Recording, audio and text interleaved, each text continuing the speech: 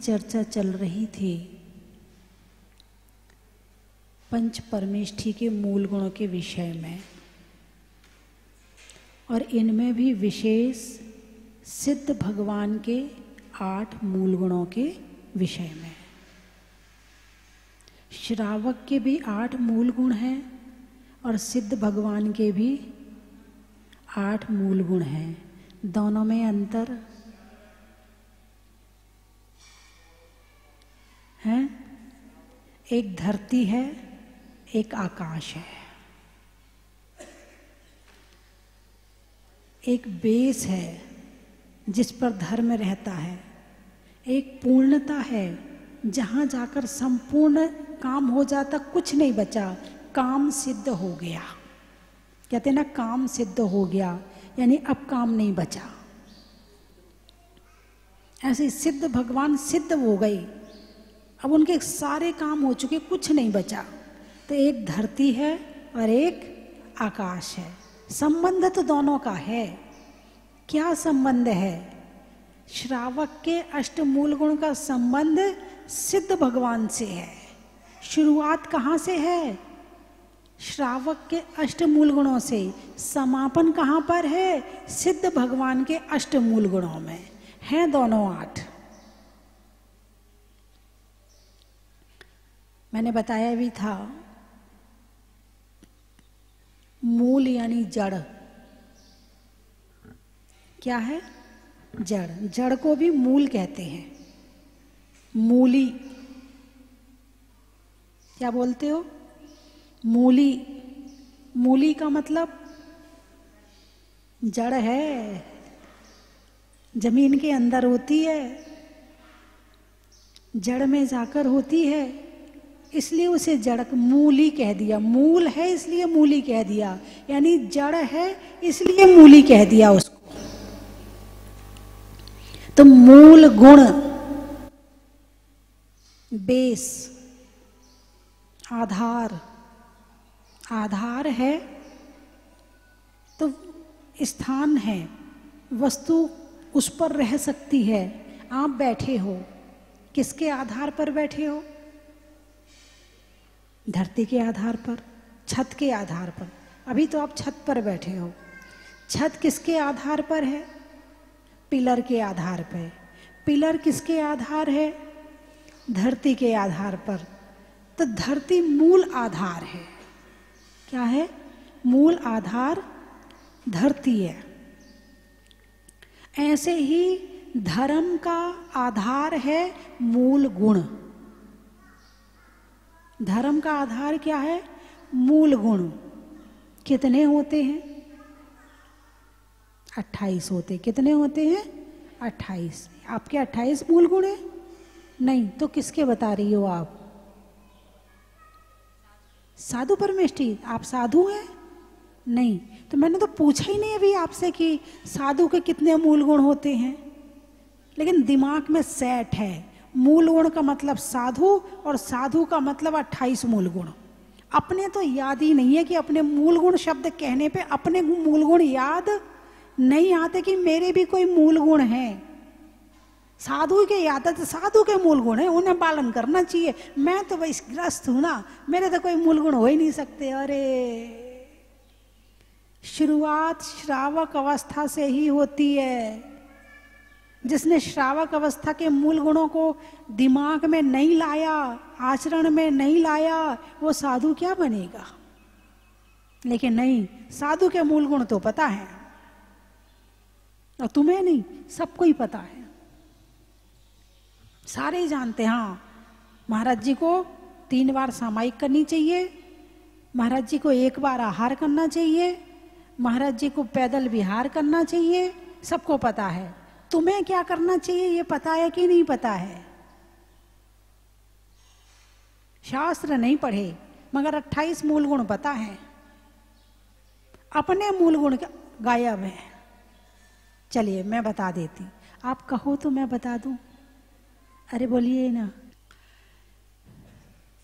जो श्रावकाचार हैं, श्रावक का आचार, चरणानियों के जो ग्रंथ हैं, श्रावक का आचार, श्रावकाचार, जहाँ से श्रावक शब्द की उपाधि एक मनुष्य को प्राप्त होती है।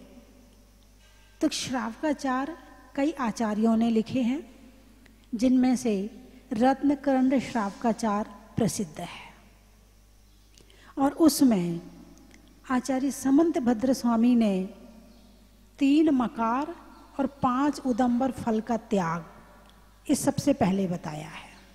3 मकार मद, शराब, मांस और मधु यानी शहद, बड़, पीपल, पाकर, ऊमर, कठूमर, इन 5 तरह के फलों को नहीं खाना और 3 तरह की इन वस्तुओं का सेवन नहीं करना। ये हो गया श्रावक का अष्टमूल गुण। पुरुषार्थ सिद्धि उपाय में हमारे दूसरे आचार्य ने इसको दूसरी तरह से समझाया है। मद, मांस, मधु और 5 अणुव्रत। 5 अणुव्रत यानी अहिंसा अणुव्रत, सत्य अणुव्रत, अचौर्य अणुव्रत, ब्रह्मचर्य अणुव्रत और परिग्रह परमाणु व्रत, ये बताया है पुरुषार्थ सिद्धि उपाय में। और सागार धर्मामृत में मध्य, मांस, मधु का त्याग, रात्रि भोजन का त्याग, बिना छना हुआ जल नहीं पीना और देव दर्शन करना, ये सागार धर्मामृत में श्रावक के अष्टमूल गुण बताए हैं। और चारित्र सार में जुआ, मद्य, मांस और 5 अणुव्रत ये बताए हैं। अब आपको लगेगा हम कौन से वाले पालन करें, अलग अलग बता दिए, हम तो भ्रम में हो गए ना, हम कौन से वाले पालन करें। इन महाराज जी ने ये बता दिया, इन महाराज जी ने ये बता दिया, इन महाराज जी ने ये बता दिया। भैया सबका सार एक ही है, अहिंसा। मद्य नहीं पीना, क्यों? अहिंसा। मांस नहीं खाना, क्यों? अहिंसा। मधु नहीं खाना, शहद नहीं खाना, क्यों? अहिंसा। 5 उदंबर फल नहीं खाना, क्यों? अहिंसा। अणुव्रत बताए हैं तो उसमें भी अहिंसा। बिना छल जल पानी नहीं पीना तो उसमें भी अहिंसा। रात्रि भोजन त्याग करना तो उसमें भी अहिंसा। यानी तुम कहीं से भी घुमा कर देखो तो अहिंसा ही आएगी। यानी आचार्यों ने जो कहे हैं, किसी आचार्य ने भी कहे हैं, सबका निचोड़ तो एक ही निकल रहा है। क्या निकल रहा है? निचोड़ तो एक ही निकल रहा है, जीव दया, जीव रक्षा, किसी को दुख नहीं पहुंचाना, किसी को कष्ट नहीं देना, ये सार निकल रहा है इसका। इसीलिए क्या कहा? दया धर्म का मूल है, पाप मूल अभिमान, और तुलसी दया न छोड़िए जब तक घट में प्राण। अब यहां बता दिया ना, दया धर्म का मूल है, मूल यानी जड़। दया है तो धर्म है, और दया नहीं है तो धर्म नहीं है। चलिए, जो प्रसिद्ध है मूल गुण है वो 5 उदंबर फल और 3 मद्य, मांस, मधु का त्याग, ये है। चलो इस पे ही चर्चा कर लेते हैं। तो सबसे पहले कहा मद्य का त्याग। किसका त्याग करना? मद्य। मद्य यानी शराब, शराब यानी नशा। अब इसके 2 दुर्गुण हो गए मूल में। पहला दुर्गुण, एक शराब की 1 बूंद में इतने जीव होते हैं, शराब और शहद की, कि यदि वो कबूतर बन के उड़े तो पूरा लोक भर जाए। 1 बूंद में इतने जीव होते हैं। एक शराब की बूंद पीने से 7 गांव को जलाने के बराबर पाप लगता है। कितना पाप लगता है? 7 गांव को जलाने में जितनी हिंसा होती है उतनी हिंसा शराब की 1 बूंद में हो जाती है। सबसे पहले तो आपने हिंसा करी, और त्रस्त जीव होते हैं, उसमें कोई एक इंद्रिय स्थावर की बात नहीं कर रही, 2 इंद्रिय, 3 इंद्रिय, 4 इंद्रिय और पंचेंद्रिय, ये जीव होते हैं शराब में। दूसरा दुर्गुण नशा, और जब नशा आता है तो नशा आने के बाद इंसान आपे में नहीं रहता है। फिर तो जो शराब कहती है वो बोलता है, शराब कहती है वो करता है, शराब जैसी चाल बनाता है वैसी चाल चलता है, शराब जहाँ गिराती है वहाँ गिरता है। और शराबियों को सबसे अच्छी जगह तो नाली लगती है। आजकल तो नालियाँ बंद हो गई हैं, हाँ सब अंडरग्राउंड हो गया है, तो शराबियों को सबसे अच्छी नाली लगती है। वहाँ आराम से बेहोश होके गिर जाओ, और गिर करके जब कुत्ता आके मुंह चाटता है तो बड़ा आनंद आता है उन्हें। अरे बोलिए ना, अभी भी मिल जाएंगे, क्योंकि अभी सारी नालियां बंद नहीं हुई हैं, अभी गांव में खुली हैं, अभी गांव के अंडरग्राउंड नहीं हुई है, अभी बाहर हैं। तो गांव वाले जो हैं वो अपने पड़े रहते हैं नालियों में, बड़ा आनंद आता है उन्हें। और जब होश आता है तब लगता ओहो हम कहाँ पड़े हैं, तो किसने डाला उसे नाली में? शराब ने। घर में लड़ाई झगड़े कौन करवाता? पी के आ गए और चिल्लाना शुरू कर दिया। लोग कहते भाई चुप रहो, अभी ये होश में नहीं है। क्या अभी ये होश में नहीं है? जब सुबह होगी ना फिर देखेंगे इसे। रात को तुम चिल्लाते हो और सुबह फिर तुम्हारे घर वाले चिल्लाते हैं, फिर होता है झगड़ा घर में, और जितनी शांति होती है वो सारी खत्म हो जाती है। किसकी वजह से? शराब की वजह से। बच्चे देख रहे हैं, अरे पापा पी के आ गए, अब देखो पापा चिल्लाएंगे, अब देखो पापा मम्मी पे गुस्सा करेंगे, अब देखो पापा लड़ाई झगड़े करेंगे, हैं? अब उन बच्चों पर क्या असर पड़ रहा है आप विचार करो। अब वो बच्चे तुम्हारे क्या संस्कार प्राप्त कर रहे। एक पापा ऐसे हैं कि सुबह उठ के मंदिर जाते हैं, अभिषेक करते हैं, बच्चे को साथ ले जाते हैं, रात को सामूहिक बैठकर पाठ करते हैं, भक्तांबर पढ़ते हैं, स्वाध्याय करते हैं। और एक पापा शराब पी के आ रहे हैं, रात को लड़ रहे हैं, भिड़ रहे हैं, सुबह देर से उठ रहे हैं। बच्चा क्या सीखेगा? बताइए मुझे, क्या सीखेगा आपका बच्चा? है शराब के नशे में तो द्वारिका जल गई थी। किसके कारण जली द्वारिका? बोलिए। शराब के कारण से द्वारिका जली है। कैसे जली थी?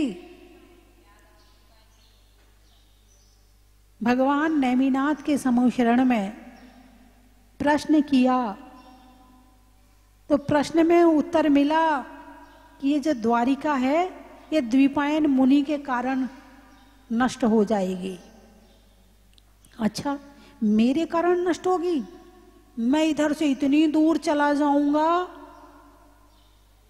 तो फिर होगी नहीं नष्ट। बिहार कर दिया, वहां से 1000 किलोमीटर चले गए दूर, लेकिन कहा था 12 वर्ष बाद जलेगी। 12 वर्ष में क्या हुआ? जो उनका अपना ज्योतिष का गणित था, तो आपने देखा होगा कि हर 4 साल के बाद में हिंदी महीनों में 1 महीना ज्यादा हो जाता है ना? हिंदी महीनों में 1 महीना ज्यादा हो जाता है। वो जो ज्यादा वाला महीना था वो गिनना भूल गए। 12 साल बाद ये बताने के लिए लौट के आए थे, देखो द्वारिका तो जली नहीं। और आए थे, द्वारिका के बाहर बैठे थे, और जब ये पता चला कि शराब के कारण से द्वारिका जलेगी तो कृष्ण ने सारी शराब वहां की लेकर और वहां जो बाहर के गड्ढे थे वहां फिकवा दी और यहाँ पर शराब बंद करवा दी। बारिश का मौसम आया, पानी भरा। यदु कुमार जो वहां वन क्रीड़ा करने गए, प्यास लगी, वो ही पानी पी लिया। वो शराब सहित पानी था, नशा चढ़ गया। सामने द्विपायन मुनि बैठे हैं, चिल्लाना शुरू कर दिया, गालियां देनी शुरू कर दी। द्विपायन मुनि को क्रोध आ गया, और तपस्वी का क्रोध कभी खाली नहीं जाता है। इतनी तपस्या वो कर चुके थे, उन्हें क्रोध आया, तो क्रोध आने पर पुतला निकला दाएं हाथ से, तेज अशुभ तेजस पुतला निकला और जाकर पूरी द्वारिका नगरी को जला दिया और आकर उन मुनिराज को भी जला दिया। किसके कारण? निमित्त कौन बना था? शराब बनी थी। और एक नहीं, मैंने कई परिवार देखे हैं जो शराब के कारण उजड़ गए। बहुत से लोगों की मृत्यु हो गई, लोगों के पेट की आंतें खराब हो गई, लोगों के जीवन खराब हो गए। किसके कारण? शराब के कारण। लोग कहते हैं हम गम मिटाने को शराब पीते हैं। किस लिए पीते हैं? हाँ, थोड़ी देर के लिए बेहोश हो जाते हैं, हवा सी भर जाती है शरीर में, ऐसा आनंद सा आने लगता है, बोले दुख भूल जाते हैं उतनी देर के लिए हम, इसलिए पीते ना शराब। अरे बोलिए ना। अब वो पीने वाले बताएंगे किस लिए पीते हैं। हाँ, गम मिटाने के लिए पीते हैं। मिट गया? अरे बोलिए ना। शराब पीने से गम मिट गया, बहुत टेंशन हो रही है, बस जाके मैं शराब पीऊंगा, मुझे बहुत टेंशन हो रही है। ऐसे लोग होंगे नहीं होंगे? हैं, टेंशन हुई और फटाफट शराब पी लो तो टेंशन खत्म हो जाएगी। जिंदगी में कभी दोबारा टेंशन नहीं होगी। हैं, टेंशन खत्म नहीं होगी, दुगनी टेंशन और हो जाएगी। एक टेंशन जो थी वो तो थी और नई टेंशन और ले ली तो टेंशन कहाँ से खत्म होगी? स्वाध्याय से, संयम से, ध्यान से, त्याग से, तप से स्थायी टेंशन खत्म हो जाएगी। जो रास्ता स्थायी टेंशन खत्म करने का था वो तो तुम्हें कठिन लगा। कौन त्याग करे, कौन मंदिर जाए, कौन स्वाध्याय करे, कौन पढ़े, कौन ध्यान करे, कौन ज्ञान करे, वो जरा रास्ता कठिन सा लगा, उसमें ज्यादा मेहनत लगती है। शराब पीने वाला रास्ता जरा सरल सा है, बस पियो और काम हो गया। लेकिन ये नहीं देखा कि इसका प्रतिफल क्या है, इसका परिणाम क्या है। ये शराब जो है ना, पहले जंगल में रहने वाले जो आदिवासी होते थे ना, केवल वो पीते थे। फिर धीरे धीरे ये वहां से बाहर आई, फिर कुछ लोगों ने भी पीना शुरू कर दिया।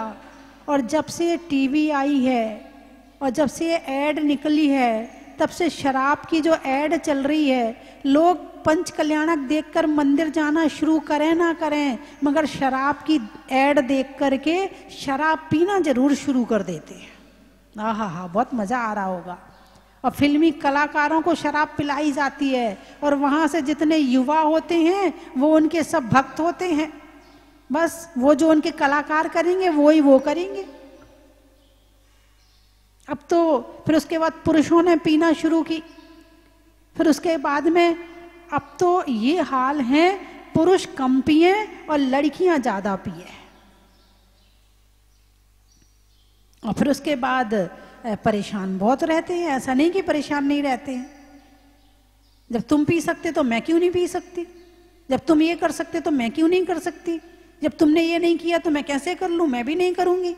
ये हिड़स स्त्री पुरुष की हिड़स कर रही है, होड़ कर रही है। लेकिन दोनों का अलग स्ट्रक्चर है, दोनों का शरीर अलग है। एक ही माँ के पेट से जन्म लेने के बाद भी दोनों के शरीर में जमीन आसमान का अंतर होता है, दोनों की शक्ति में जमीन आसमान का अंतर होता है। और तुम उसकी बराबरी करने की कोशिश करोगी तो निश्चित है कि कहीं ना कहीं गलत कुछ और हो जाएगा। देख, घर में एक पुरुष शराब पीता भी था मान लो, तो स्त्री घर संभाल लेती थी, बच्चों को संभाल लेती थी, हैं, माता पिता को संभाल देती थी, घर संभाल के अपना काम निकाल लेती थी। चलिए पी के आया पड़ा रहने दे, मैं संभाल लूंगी। और जब दोनों पिएंगे तो घर ही खत्म हो गया, फिर तो घर ही नहीं बचा।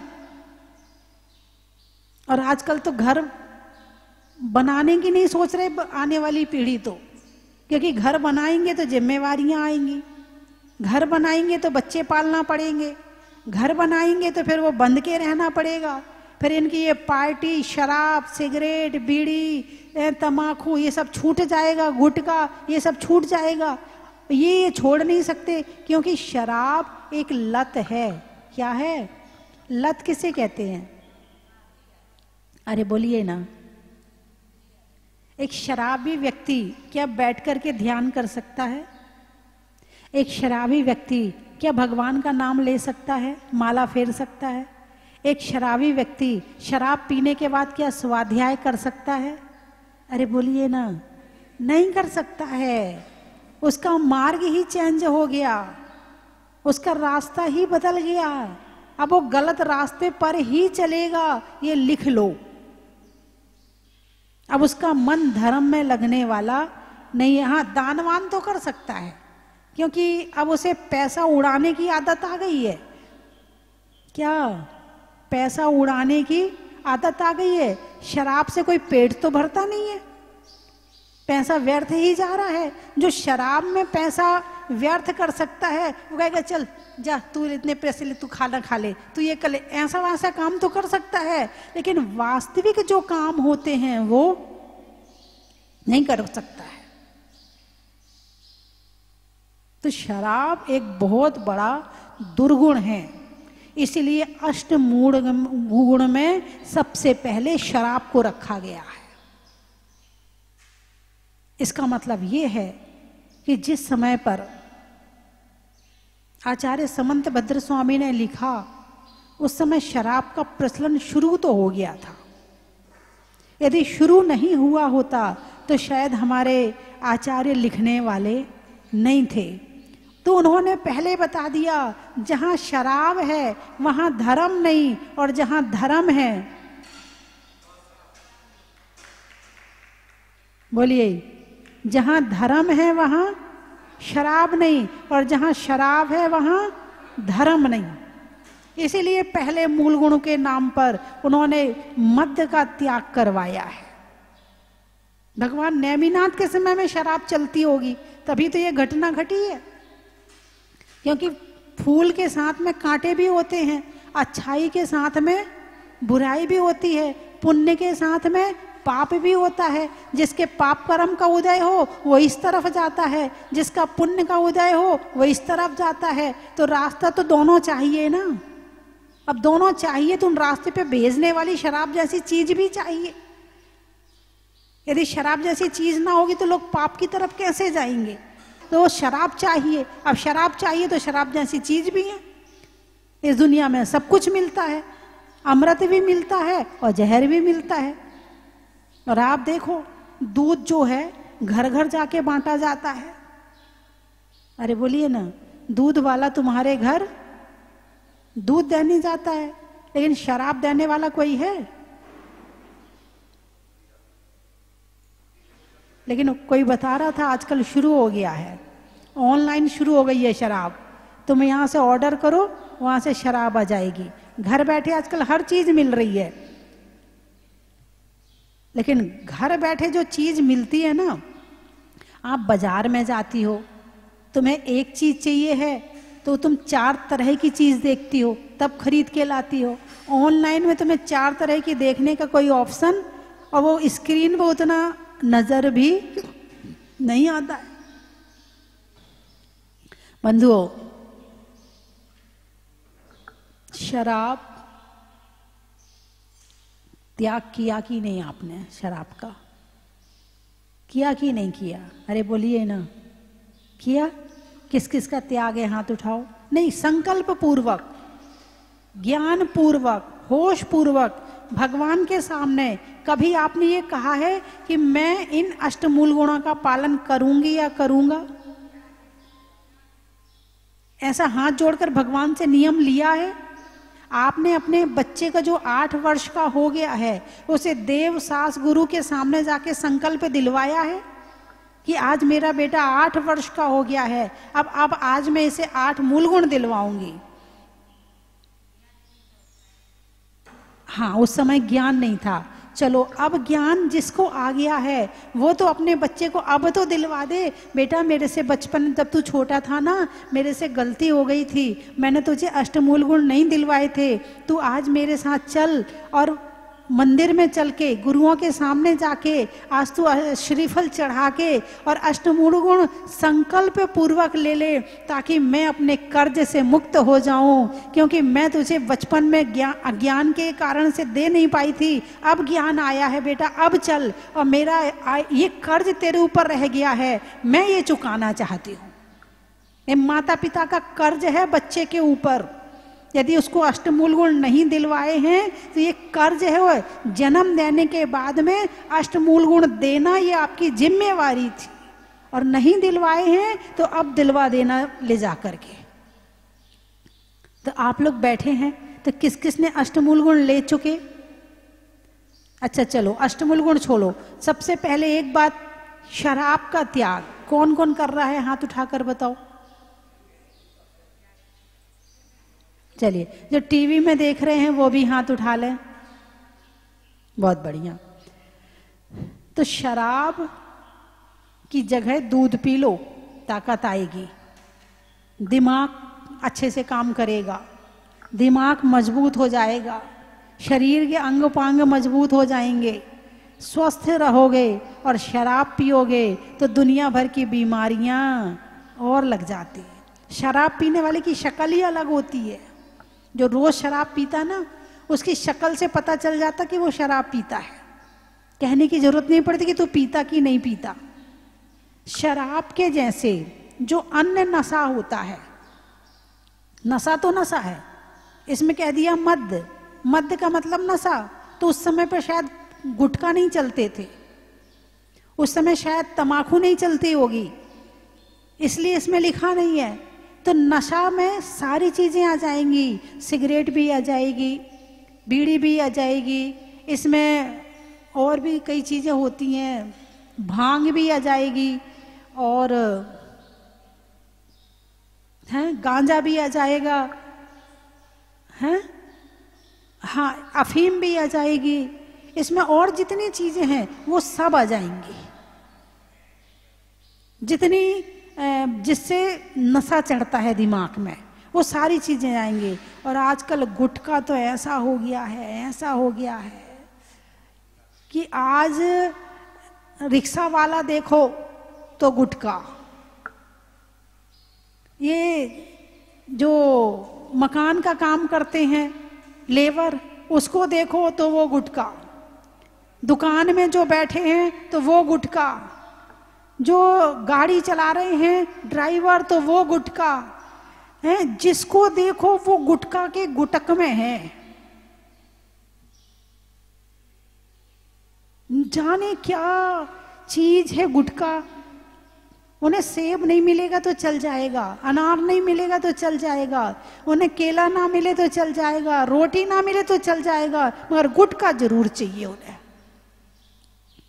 और ये सब संक्रमण है, एक खाता है ना और दूसरा नहीं खाता है तो वो हाथ में डालेगा, ले खा ले, नहीं नहीं मैं नहीं खाऊंगा, अरे नाटक मत कर, खा ले चुपचाप। अब प्यार की झिड़की है, मित्र डांट रहा है, खा लेता है, एक बार मित्र खिलाएगा, दो बार खिलाएगा, तीसरी बार खिलाएगा, चौथी बार वो खुद खाने लगता है। बंधुओं, ये दुर्गुण है। क्या है? दुर्गुण है। इसीलिए मूल गुण में मद्य का त्याग रखा गया है। यदि मद्य का त्याग नहीं करोगे तो समझना अभी हमने धर्म करने के लिए हमने अभी भूमि तैयार नहीं करी। अभी ये धर्म नहीं है, ये धर्म नहीं है। धर्म करने के लिए बेस है। जैसे किसी चीज को रखने के लिए, सामान रखने के लिए आप अलमारी बनाते हो, पट्टियां बनाते हो, तो ये हम पट्टी बना रहे हैं किसके लिए? धर्म करने के लिए। धर्म कहाँ रहेगा? इसके ऊपर रहेगा। गुड़ की राब का, गुड़ की राब का, बच्चों की जॉब का और छोड़ने में शराब का बड़ा ही महत्व है। सुधरने में दशा का, सोने के लिए निशा का, और छोड़ने में किसी भी तरह के नशा का बड़ा ही महत्व है। स्वभाव में नर्म का, भोजन में गर्म का, और जीवन में धर्म का बड़ा ही महत्व है। फूल में कली का, तपस्या में बाहुबली का, और आने वाली दिवाली का बड़ा ही महत्व है।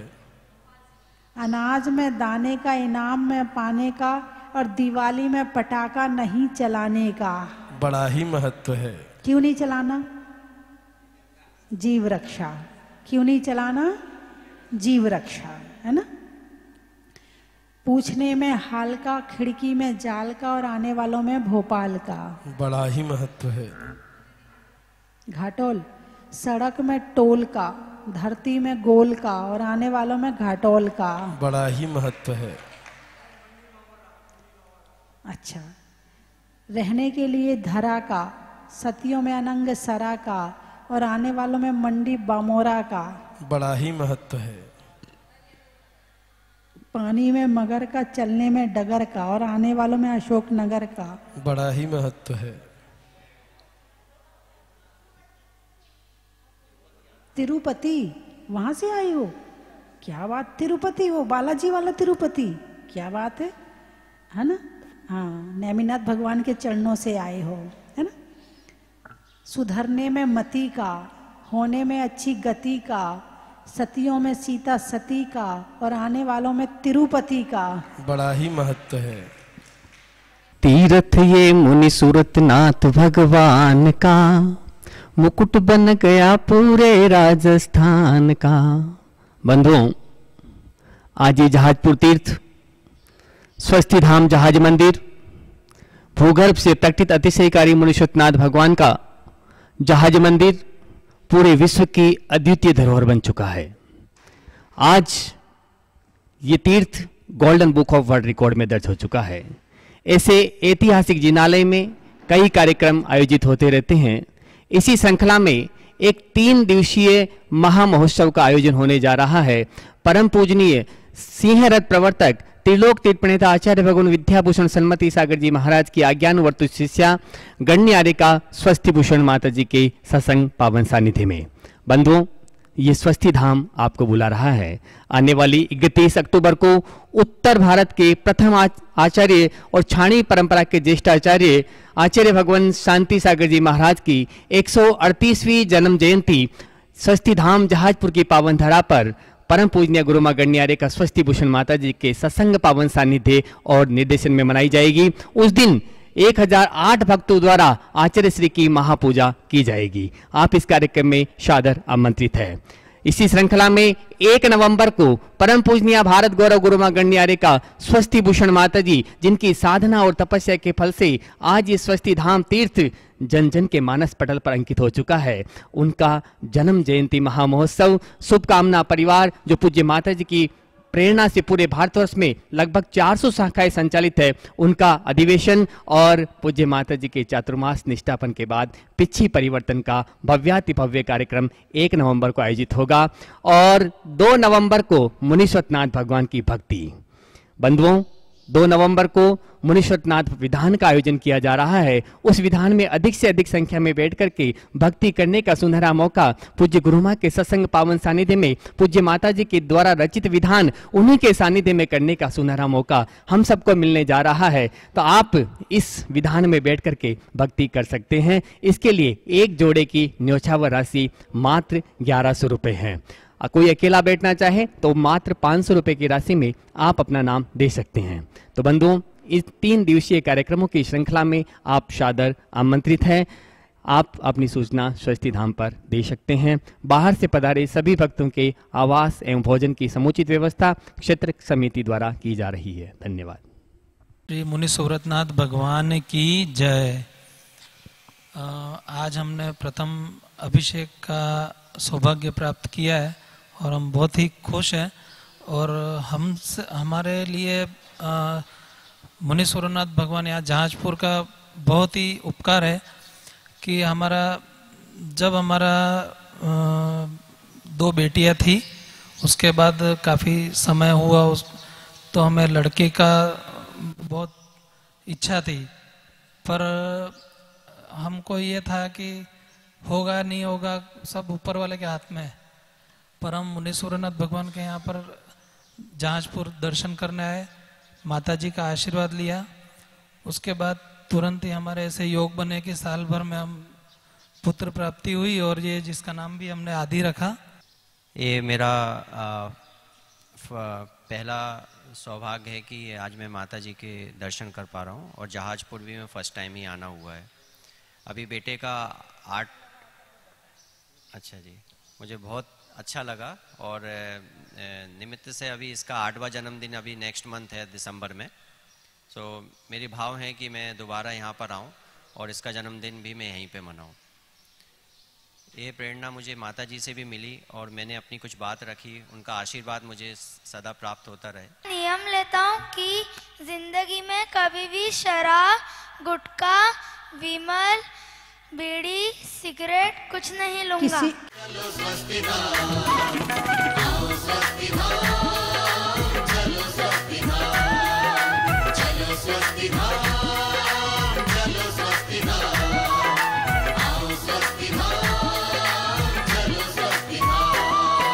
स्वस्ति धाम मुझे जाना है।